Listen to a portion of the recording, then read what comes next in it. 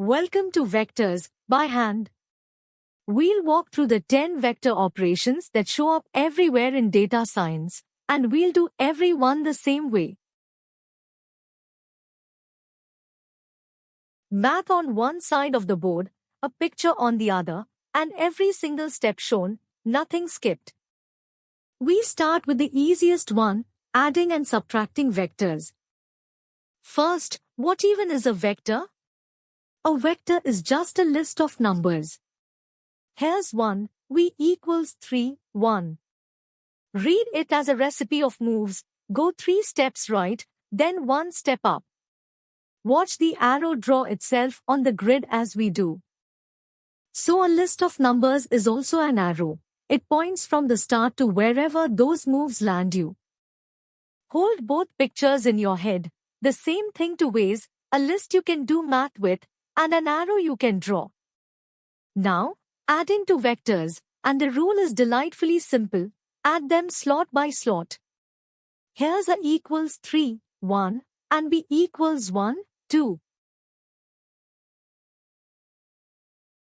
Slot 1, the first numbers, 3 plus 1 is 4. And there's arrow A, drawn on the grid.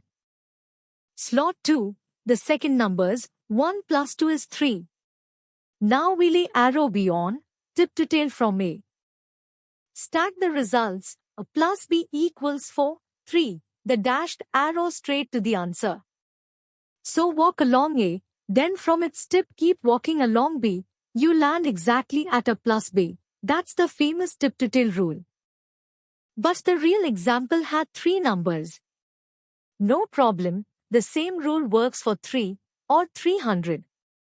You just line the lists up in columns. First column, 1 plus 4 is 5. Second column, 2 plus 5 is 7. Third column, 3 plus 6 is 9. So 1 to 3 plus 4 5 6 equals 5 7 9. Each slot minds its own business, that's the whole trick, no matter how long the list. Subtracting is the same idea, you just take away instead of add. Here A equals 4, 3 and B equals 1, 2. Slot 1, 4 minus 1 is 3, an arrow or draws. Slot 2, 3 minus 2 is 1, an arrow B draws. So A minus B equals 3, 1, and the dashed arrow appears between them. Its meaning, A minus B is the arrow that points from the tip of B to the tip of A. How do I get from B over to A? Add joins arrows tip to tail. Subtract draws the arrow between their tips. So where does adding and subtracting vectors actually show up? 2 big places. First, training AI models. Every single learning step is a subtraction. The new weights equal the old weights minus a little bit times the gradient, nudging the model one small step closer to correct, over and over. Second, word meaning. Words become vectors, so you can do arithmetic on meaning. King minus man plus woman lands you right next to queen. The takeaway, this simple operation, line up the lists and do each slot, is the quiet engine behind both training and the math of meaning. That's operation 1. Quick challenge before we go on. Here's the arrow A equals 2, 1. I multiply the whole thing by 3. Don't reach for a formula, just picture it. Where does it point now, and how long is it? Same direction, just 3 times as long. The numbers become 6 and 3. That stretching is operation 2, scalar multiplication. Let's see it, slot by slot. Operation 2, scalar multiplication, stretching or shrinking a vector by a plain number. Let's scalar equals 2, 1 by C equals 2. Slot 1, 2 times 2 is 4. Slot 2, 2 times 1 is 2. So 2 times A is 4, 2. And on the grid the rose arrow points the exact same way as A, just twice as long. That's all scaling does, same direction, different length. A negative number would flip it to point the opposite way. Where does scaling show up? The learning rate. Every training step is scaled by a tiny number that controls how big each update is, too big overshoots, too small crawls. And normalizing features. You scale columns so a feature measured in the thousands doesn't drown out one measured in decimals. Multiplying by one number changes a vector's size, never its direction. Here's the next puzzle. Take the lists 1 to 3 and 4, 5, 6. Multiply the matching slots, then add everything into a single number. What comes out? 4 plus 10 plus 18, 32. One number, not a vector. That move, multiply, then add it all up, is the dot product, operation 3, and maybe the most important one in this whole list. Operation 3, the dot product. Multiply the matching slots, then add all those products into one single number. 1 times 4 is 4. 2 times 5 is 10. 3 times 6 is 18. Add them. 4 plus 10 plus 18 is 32. Notice, not a vector, just one number, a scalar. And that number has meaning. A big dot product means the vectors point a similar way. A dot product of 0 means they're at a right angle. The dot product might be the single most important operation here. Every neuron in a network computes one. It dot products the inputs with its weights, then squashes the result. A whole neural network is dot products stacked in layers. It's also how we measure similarity, how aligned two vectors are, which is the engine inside cosine similarity and search. In one number, it answers, how much do these two things point the same way? Try this one. An arrow goes 3 steps across and 4 steps up. No ruler allowed. How long is the arrow itself? 5. 3 squared plus 4 squared is 25, and the square root of 25 is 5. It's just Pythagoras. Measuring how long an arrow is operation 4, the magnitude, also called the norm. Operation 4, magnitude, also called the norm, simply, how long is the arrow? Take a equals 3, 4. Square each part, 3 squared is 9, 4 squared is 16. Add them, 9 plus 16 is 25. Take the square root of 25 is 5. So the length of A is 5.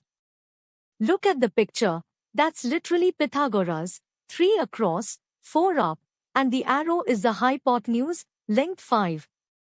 There's also the L1 norm, just add absolute values, 3 plus 4 is 7. Where does length matter? Regularization. To stop overfitting, you penalize the size of the weights. The L1 norm even pushes weights to exactly 0, which selects features. The L2 norm, our Pythagoras length, keeps weights small and smooth. And unit vectors, divide a vector by its own length and it becomes length 1, so only its direction is left. Penalize big weights, or strip the size away to compare pure direction. A thinking one. 2 arrows, one long, one short, but they point almost the same way. To decide if they're similar, what should we compare, their size or their angle? The angle. Throw away the length and compare pure direction.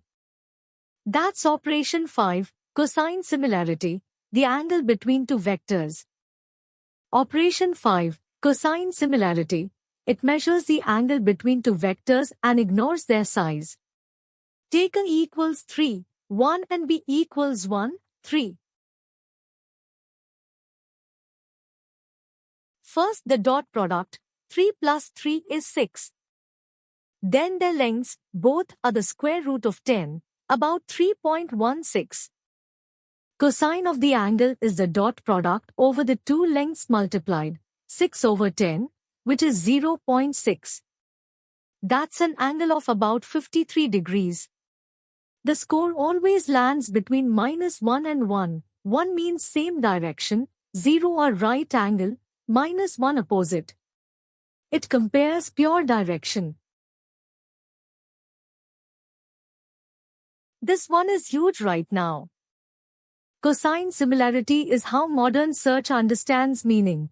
Turn every document or query into a vector, an embedding, then rank by cosine similarity, because the closest angle is the closest meaning. It's also the heart of recommendations. Users like you and items like this are just nearest vectors by angle. It's the core operation behind semantic search and recommendation engines. Another quick one. 2 points on the grid, one at 1, the other at 4, 5. As the crow flies, how far apart are they? 5 again. The gaps are 3 and 4, square, add, root, 25, then 5. Pythagoras, one more time.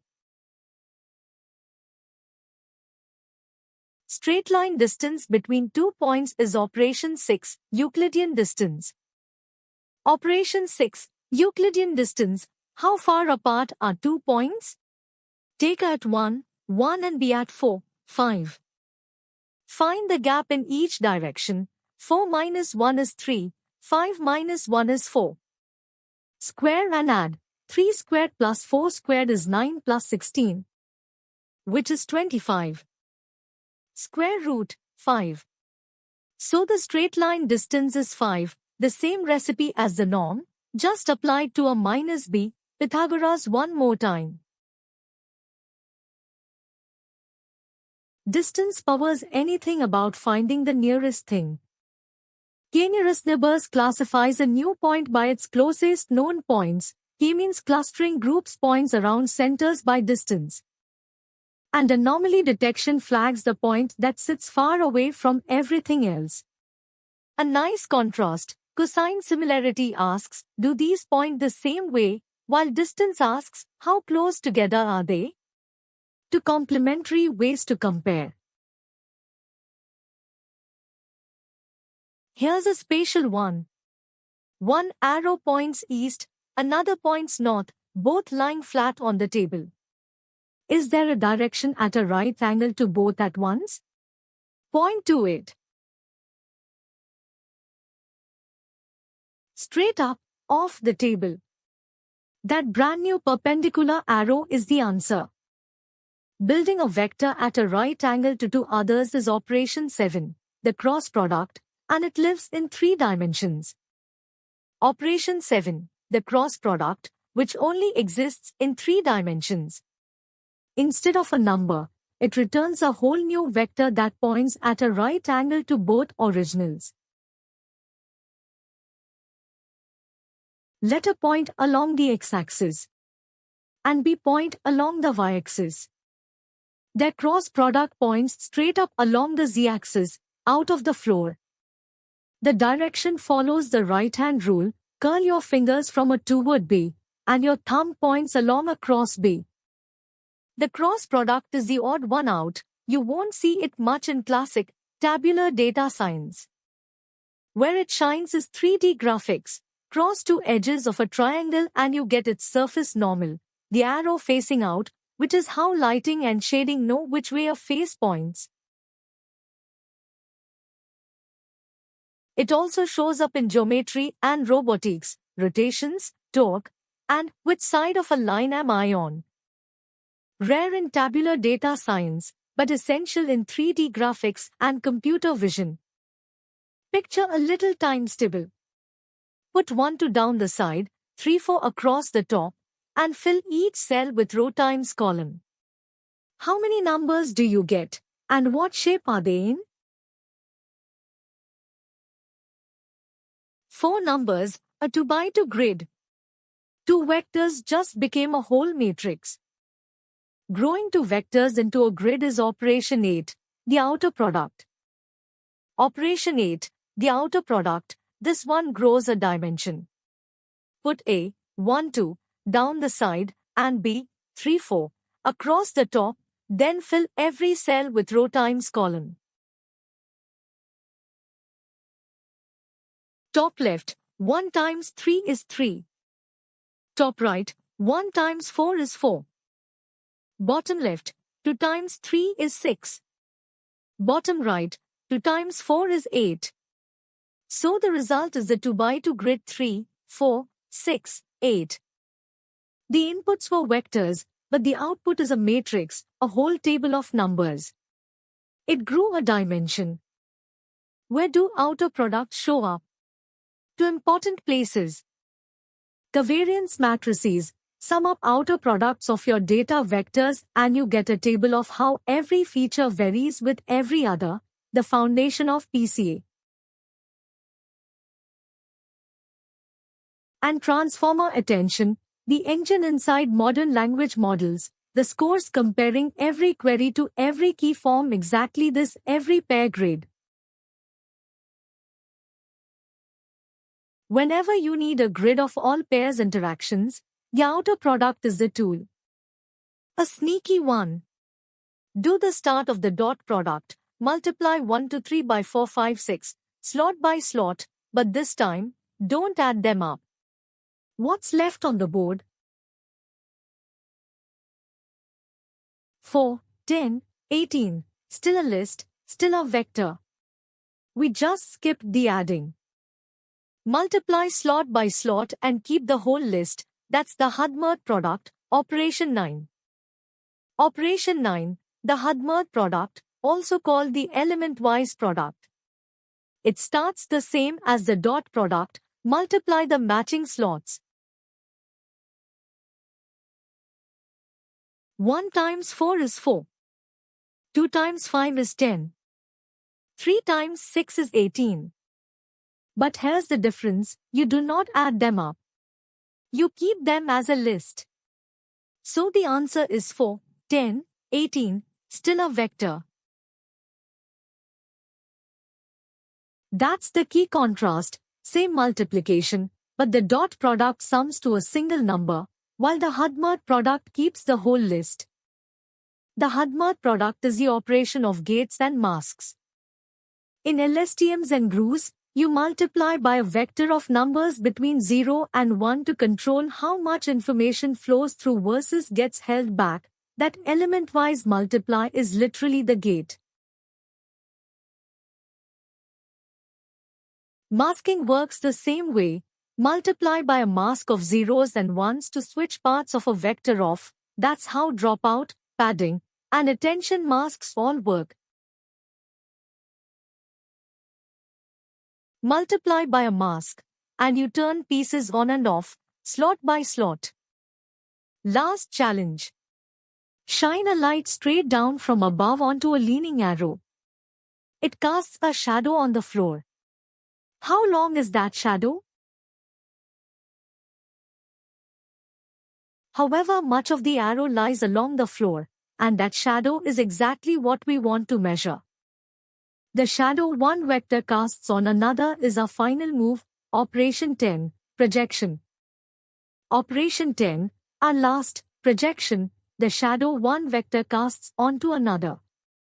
We'll project A, 2, 3, onto B, which points along the x-axis. Step 1, the dot product A dot B. 2 times 4 plus 3 times 0 is 8. Step 2, B's length squared is 16. Step 3, 8 over 16 is 0.5, that's how much of a lies along B. Step 4, multiply that by B, 0.5 times B is 2, 0. Drop a straight line from the tip of A onto B, and the shadow on the floor is the projection. Projection is the engine of dimensionality reduction.